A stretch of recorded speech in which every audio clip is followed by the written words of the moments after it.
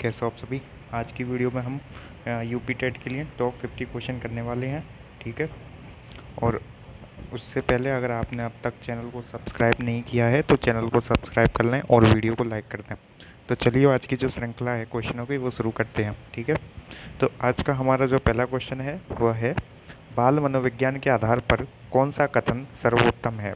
Question है कि बाल मनोविज्ञान के आधार पर कौन सा कथन सर्वोत्तम है। सारे बच्चे एक जैसे होते हैं।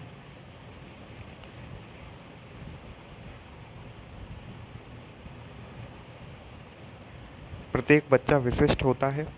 कुछ बच्चे विशिष्ट होते हैं या सारे बच्चे अलग नहीं होते हैं। तो जो इसका राइट आंसर हो जाएगा वो हो जाएगा प्रत्येक बच्चा विशिष्ट होता है। जो बाल मनोविज्ञान है उसमें हम जो वो उसमें हम ये मानते हैं कि जो जो बच्चा होता है वो विशिष्ट होता है। प्रत्येक बच्चे की जो विशेषताएं होती हैं वो अपने आप में अलग होती हैं। ठीक है दोस्तों। तो इसीलिए जो बाल मनोविज्ञान के आधार पर जो इसका सर्वोत्तम उत्तर हो जाएगा वो हो जाएगा प्रत्येक बच्चा विशिष्ट होता है। यहाँ पर देख सकते हैं, बाल मनोविज्ञान व्यक्तिगत भिन्नता पर बल देता है। हर बालक की सीखने की क्षमता और गति अलग अलग होती है। ठीक है। अगला क्वेश्चन है, प्रयास और भूल का सिद्धांत किसने प्रतिपादित किया था। तो जो प्रयास और भूल का सिद्धांत है, जिसे ट्रायल एंड एरर जो सिद्धांत है, वो किसने प्रतिपादित किया था। तो पावलोव है ऑप्शन में, कोहलर है, थॉर्नडाइक है और स्किनर है। तो जो इसका राइट आंसर हो जाएगा वो थॉर्नडाइक हो जाएगा, क्योंकि थॉर्नडाइक ने ही प्रयास एवं भूल का सिद्धांत दिया था, जिसे हम प्रयास एवं त्रुटि के सिद्धांत के नाम से भी जानते हैं। E.L. थॉर्नडाइक ने बिल्ली पर प्रयोग करके उद्दीपक अनुक्रिया का सिद्धांत दिया था।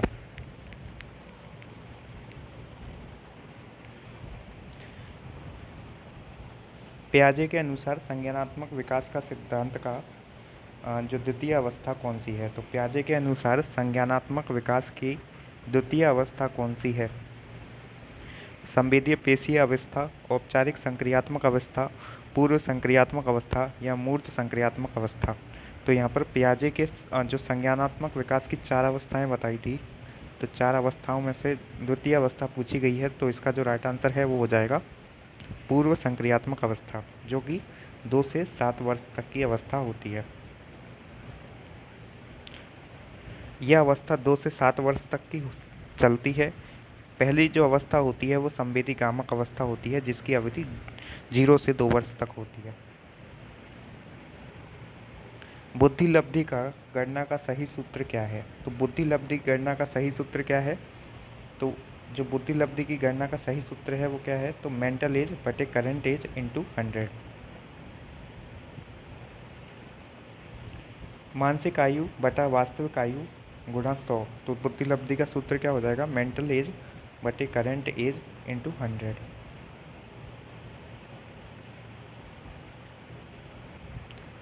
कोहल वर्ग के सिद्धांत में निम्न में से किस विकास से संबंधित है। तो कोहल वर्ग का सिद्धांत निम्न में से किस विकास से संबंधित है। भाषा विकास से, संज्ञानात्मक विकास से, नैतिक विकास से या सामाजिक विकास से। तो इसका जो राइट आंसर है वो हो जाएगा नैतिक विकास से। लॉरेंस कोहल वर्ग ने नैतिक विकास की 3 प्रमुख अवस्थाएं और 6 उपचरण बताए थे। सूक्ष्म शिक्षण के भारतीय प्रतिमान में कुल कितना समय लगता है।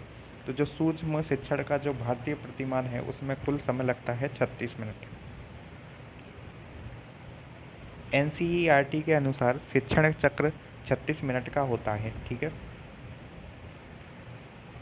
अगला क्वेश्चन है, सीखने की अंतर्दृष्टि का सिद्धांत इनसाइट थ्योरी किसने बढ़ावा दिया था। तो गेस्टलवादियों ने, पावलोव ने, जीन पियाजे ने या वाइगोस्की ने। तो जो अंतर्दृष्टि सिद्धांत है उसे गेस्टलवाद सिद्धांतवादियों ने बढ़ावा दिया था।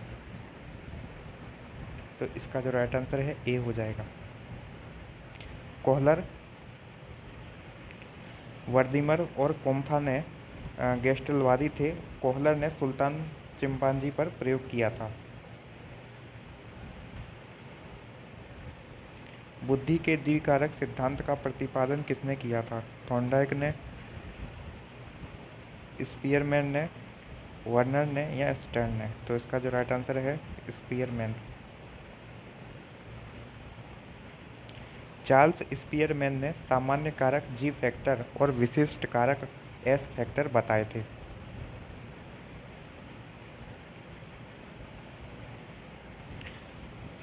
समावेशी शिक्षा इंक्लूसिव एजुकेशन का तात्पर्य है विशेष बच्चों को अलग पढ़ाना। गलत। जाति आधारित शिक्षा, ये भी गलत हो जाएगा। सभी बच्चों को बिना भेदभाव एक साथ पढ़ाना, तो ये सही है। सभी बच्चों को बिना भेदभाव के एक साथ पढ़ाना। समावेशी शिक्षा दिव्यांग और सामान्य बच्चों को एक ही कक्षा में शिक्षित करने पर जोर देती है। अगला क्वेश्चन है, निम्न में से कौन सा संवेग इमोशन का तत्व नहीं है? व्यवहारात्मक, दैहिक, संज्ञानात्मक या संवेदी?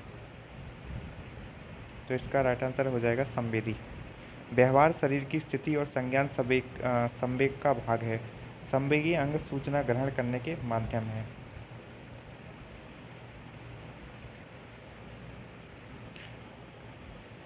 किंडरगार्टन विधि के जनक निम्नलिखित में से कौन हैं? कुक, फ्रोवेल, मारिया मॉन्टेसरी या डॉल्टन? तो फ्रोवेल राइट आंसर है। जो फ्रेडरिक फ्रोवेल थे, इन्होंने छोटे बच्चों के लिए किंडरगार्टन पद्धति का विकास किया था। डिसलेक्सिया के मुख्य रूप से किस कठिनाई से संबंधित है? बोलने से, पढ़ने से, सुनने से या लिखने से? तो डिसलेक्सिया लिखने से संबंधित कठिनाई है।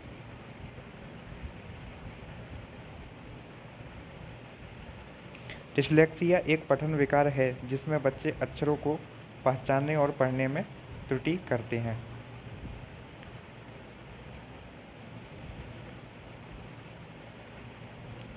तो डिसलेक्सिया पढ़ने से संबंधित विकार हो जाएगा।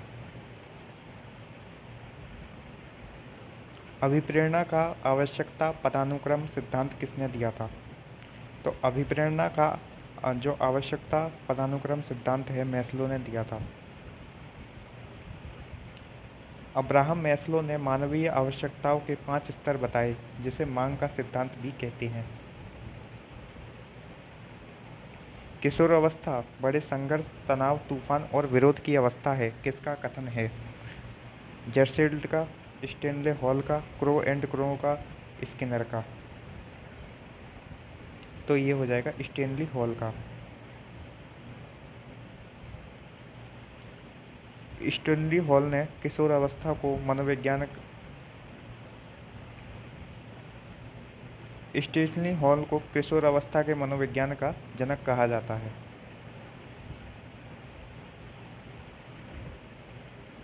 व्यक्तित्व मापन की रोशा स्याही धब्बा परीक्षण इंक ब्लॉट टेस्ट किसने दिया था? मर्रे ने, हरमन रोसा ने, कैटल ने, ऑलपॉट ने?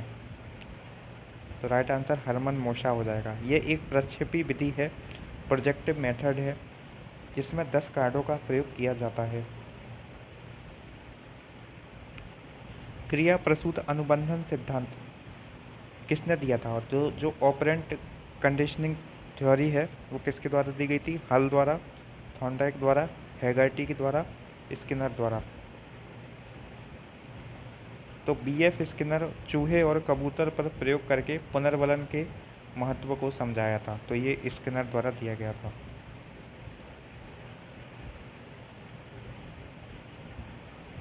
एनसीएफ 2005 के अनुसार शिक्षक की भूमिका क्या है? सत्तावादी, गलत। तानाशाही, नहीं। अनुमति परक, गलत हो जाएगा। जो सुविधादाता है उसकी भूमिका होती है एनसीएफ 2005 के अनुसार। प्रोजेक्ट विधि के प्रतिपादक कौन थे?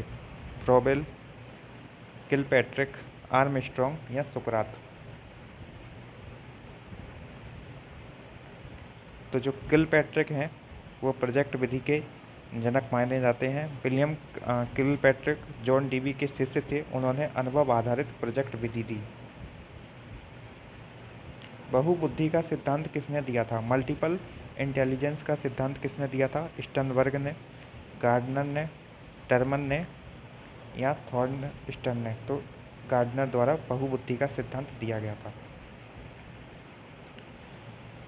हावर्ड गार्डनर ने मूल रूप से 7 बाद में 9 प्रकार की बुद्धियां बताई थी। अनुभव द्वारा व्यवहार में परिवर्तन क्या कहलाता है? स्मृति, सीखना, प्रेरणा या चिंतन? तो अनुभव द्वारा व्यवहार में जो परिवर्तन होता है वो सीखना कहलाता है, यानी अधिगम कहलाता है। व्यवहार में होने वाला अपेक्षाकृत स्थायी परिवर्तन ही सीखना या अधिगम है। वाइगोस्की के अनुसार बच्चे स्वयं से क्यों बोलते हैं? अकेंद्रित होने के लिए, अपने कार्यों को दिशा देने के लिए, दूसरों का ध्यान आकर्षित करने के लिए, आदतन। तो इसका जो राइट आंसर है वो हो जाएगा ऑप्शन बी, अपने कार्यों को दिशा देने के लिए।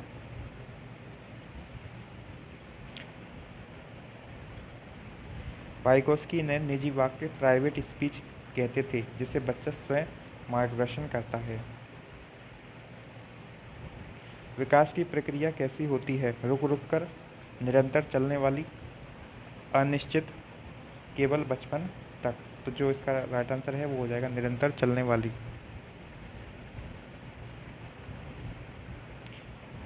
पदानुक्रमित बुद्धि का सिद्धांत किसने दिया था? थॉर्नडाइक ने, फिलिप वर्नर ने, स्टर्न ने या बिने ने?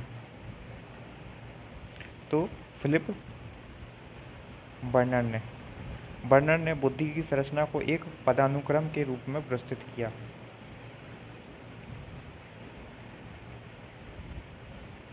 बच्चों में नैतिकता के विकास के लिए सर्वश्रेष्ठ मार्ग क्या है? उपदेश देना, शिक्षक का आदर्श व्यवहार, धार्मिक पुस्तकें पढ़ना, दंड देना? तो शिक्षक का आदर्श व्यवहार जो है वो नैतिकता के विकास के लिए सर्वश्रेष्ठ मार्ग होता है। बच्चे अनुकरण द्वारा सीखते हैं, इसीलिए शिक्षक का आचरण नैतिक होना अनिवार्य है। अधिगम का क्लासिक अनुबंधन सिद्धांत किसने दिया? स्किनर ने, पावलोव ने, कोहलर ने या थॉर्नडाइक ने? तो जो क्लासिक अनुबंधन का सिद्धांत है वो पावलोव ने दिया। इवान पावलोव ने कुत्ते पर प्रयोग किया था और इसे शास्त्रीय अनुबंधन का सिद्धांत कहते हैं। सृजनात्मकता, क्रिएटिविटी मुख्य रूप से किससे संबंधित है? अभिसारी चिंतन से, अपसारी चिंतन से, अनुकरण से या फिर रटना? तो जो क्रिएटिविटी होती है वह अपसारी चिंतन से संबंधित होती है। तो अपसारी चिंतन है वो राइट आंसर है। अपसारी चिंतन यानी डाइवर्जेंट थिंकिंग व्यक्ति में एक समस्या के कई समाधान सोचता है।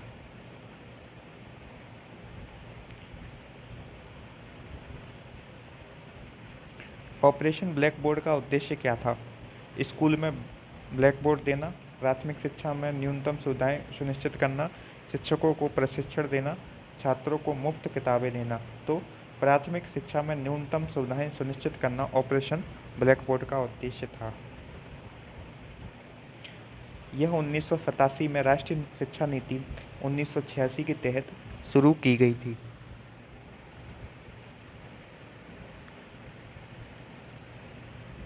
वंशानुक्रम के नियम के प्रतिपादक कौन हैं? डार्विन, ग्रेग मेंडल, लेमार्क या वाटसन? तो ग्रेगर मेंडल। वंशानुक्रम के जो नियम है वो ग्रेगर मेंडल द्वारा दिए गए। मेंडल ने मटर के पौधे पर प्रयोग करके आनुवंशिकता के नियम दिए थे। विकास की शैशवावस्था की अवधि क्या है? जन्म से 2 वर्ष, जन्म से 5 वर्ष, जन्म से 1 वर्ष, 2 से 6 वर्ष? तो जन्म से 5 या 6 वर्ष।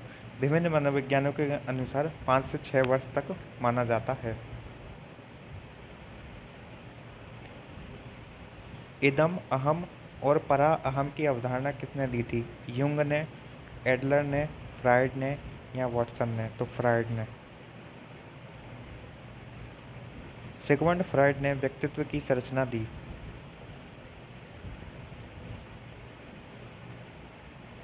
CCE में व्यापकता का अर्थ क्या है?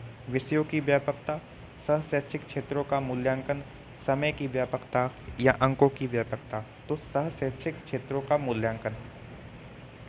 CCE में व्यापकता का जो अर्थ है वो है सह शैक्षिक क्षेत्रों का मूल्यांकन, यानी जो बच्चों के विभिन्न क्षेत्र होते हैं उन सभी का मूल्यांकन हमें करना है।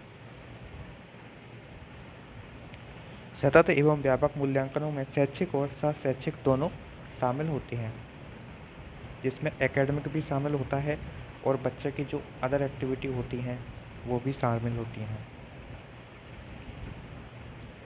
खेल विधि में वास्तविक जन्मदाता किसे माना जाता है? तो खेल विधि का जो वास्तविक जन्मदाता है वो किसे माना जाता है? तो कुल्डवेल कुक को खेल विधि का वास्तविक जन्मदाता माना जाता है।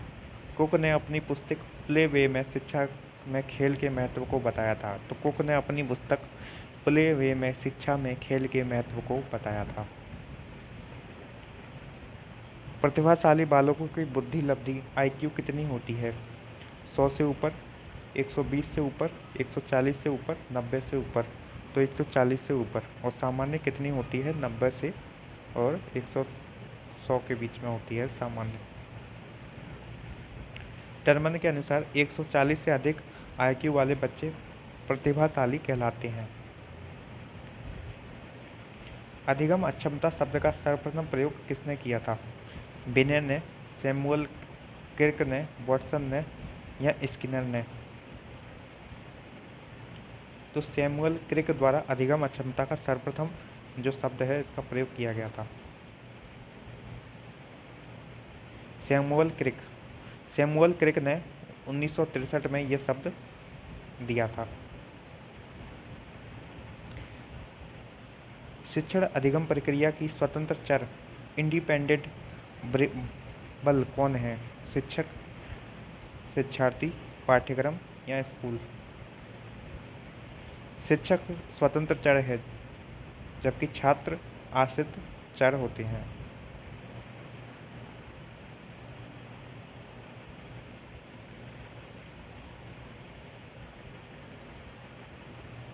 थॉर्नडाइक के अधिगम के मुख्य रूप से कितने नियम हैं? 2, 5, 3 या 8? तो मुख्य रूप से 3 नियम होते हैं। 3 नियम कौन से? अभ्यास का, तत्परता का और प्रभाव का नियम। और गॉड नियम 5 हैं। बाल केंद्रित शिक्षा का समर्थन किसने किया था? स्किनर ने, जॉन डीवी ने, एरिक्सन ने या डार्विन ने? तो जो बाल केंद्रित शिक्षा का जो समर्थन है वो जॉन डीवी द्वारा किया गया था। डीवी ने प्रगतिशील शिक्षा और बाल केंद्रित शिक्षा पर जोर दिया था।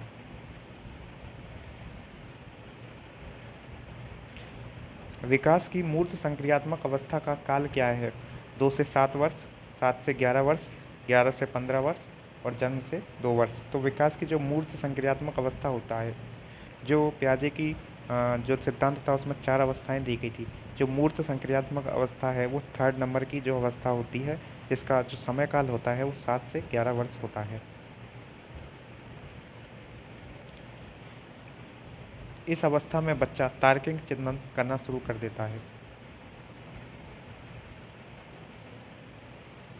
बुद्धि का एक कारक सिद्धांत किसने दिया था? थॉर्नडाइक ने, अल्फ्रेड बिने ने, गार्डनर ने या स्पीयरमैन ने? तो जो बुद्धि का एक कारक सिद्धांत है वो अल्फ्रेड बिने द्वारा दिया गया था। तो अल्फ्रेड बिने द्वारा बुद्धि का एक कारक सिद्धांत दिया गया था।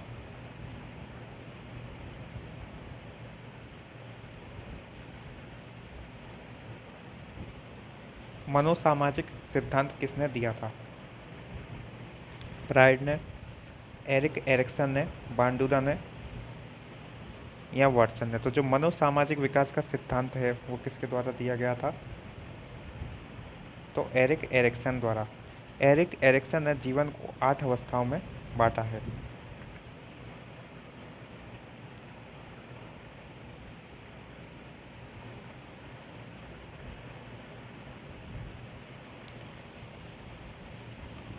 RTI एक्ट 2009 के अनुसार तहत शिक्षकों को RTE एक्ट 2009 के अनुसार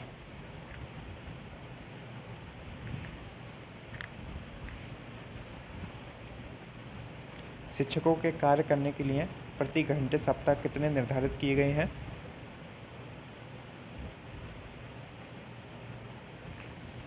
तो 45 घंटे। तो तैयारी सहित जो 45 घंटे हैं वो RTE एक्ट 2009 में निर्धारित किए गए हैं। सामाजिक अधिगम सिद्धांत किसने दिया था? पियाजे ने, बांडुरा ने, वाइगोस्की ने या स्किनर ने? तो सामाजिक अधिगम का जो सिद्धांत है वो बांडुरा थे उन्होंने दिया था। तो अल्बर्ट बांडुरा राइट आंसर है। बांडुरा बताया कि बच्चे दूसरों को देखकर सीखते हैं। तो बांडुरा के अनुसार जो बच्चे होते हैं वो दूसरों को देखकर सीखते हैं। डिस्ग्राफिया किससे संबंधित है? तो डिस्ग्राफिया संबंधित हो जाएगी लिखने से, क्योंकि ग्राफ यानी धातु से बनाया जाता है, इसीलिए जो ग्राफिया है, जो डिस्ग्राफिया है वो संबंधित हो जाएगी लिखने संबंधी विकार से। डिस्ग्राफिया लिखने संबंधित कठिनाई होती है, लिखने में कठिनाई डिस्ग्राफिया कहलाती है। ब्लूम की वर्गीकरण में कितने पक्ष हैं? तो जो ब्लूम की टैक्सोनॉमी है उसमें कितने पक्ष हैं? तो 3, ज्ञानात्मक, भावात्मक और क्रियात्मक। तो ज्ञानात्मक, भावात्मक और क्रियात्मक, ब्लूम की जो टैक्सोनॉमी है उसमें 3 पक्ष दिए हुए हैं।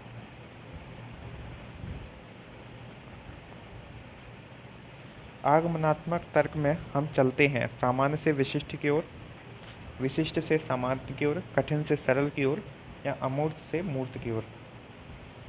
तो विशिष्ट से सामान्य की ओर, उदाहरण से नियम की ओर जाना होता है। बुद्धि के समूह कारक सिद्धांत के प्रतिपादक कौन है? स्पीयरमैन है, थर्नस्टन है, वर्नन है या थॉर्नडाइक है? तो बुद्धि के समूह कारक सिद्धांत के प्रतिपादक कौन हो जाएंगे? तो थर्नस्टन ने 7 प्राथमिक मानसिक योग्यताएं दी थी। हेंजे की दुविधा किस सिद्धांत से संबंधित है? पियाजे के सिद्धांत से, कोहल वर्ग के सिद्धांत से, एरिक्सन के सिद्धांत से या बांडुरा के सिद्धांत से? तो जो हिंज की दुविधा है वो कोहल वर्ग के सिद्धांत से संबंधित है।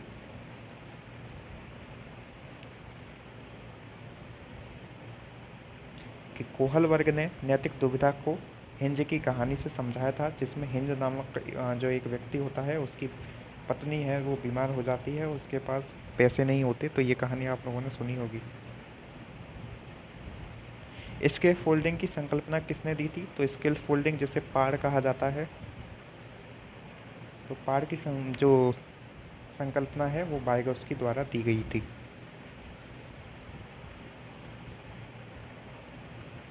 अस्थायी सहायता को स्केल फोल्डिंग, पाड़ या ढांचा कहते हैं।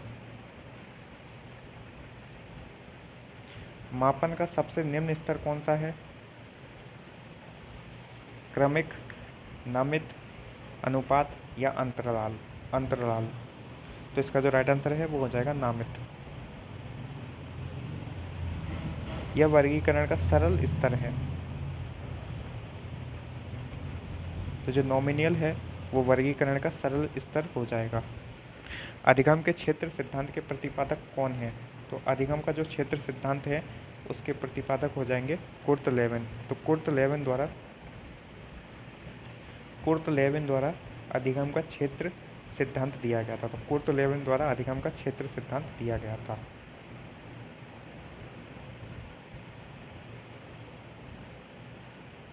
तो यहाँ पर हमारे 50 क्वेश्चन कंप्लीट होते हैं। उम्मीद करता हूँ आप लोगों को वीडियो अच्छी लगी हो तो चैनल को सब्सक्राइब कर लेना, वीडियो को लाइक कर दें, और इसी तरह की जो टॉप क्वेश्चनों की सीरीज़ है वो उस चैनल पर डेली आती रहेंगी। अगर अभी तक EVS की टॉप 100 क्वेश्चन की वीडियो नहीं देखी है तो जाकर देख सकते हैं। धन्यवाद। जय हिंद, जय भारत।